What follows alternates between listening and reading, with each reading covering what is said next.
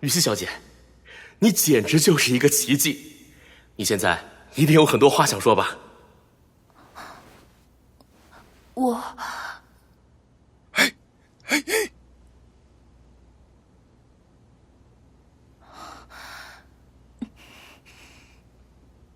我身后的这张脸，陪我度过了20多年，而我放弃他的过程，远比我想象的痛苦。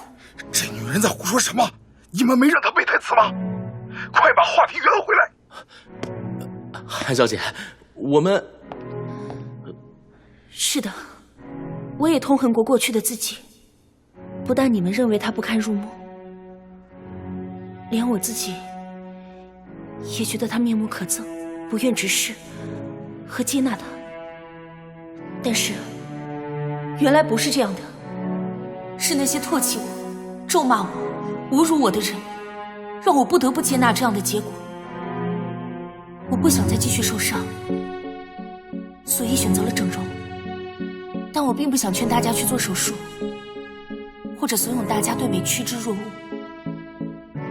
我希望各位不要以貌取人，那样只会给别人带来伤害。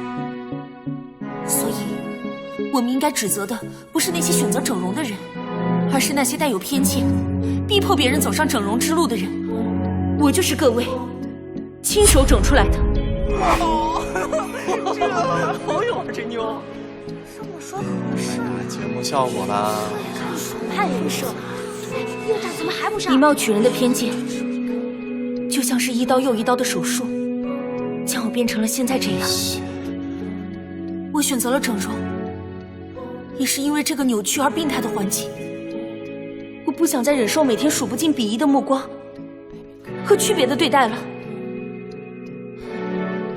我也希望大家可以通过这个节目，看到我背后那些实际发生的事。我真的不想再有任何人因为这种偏见而受到伤害了。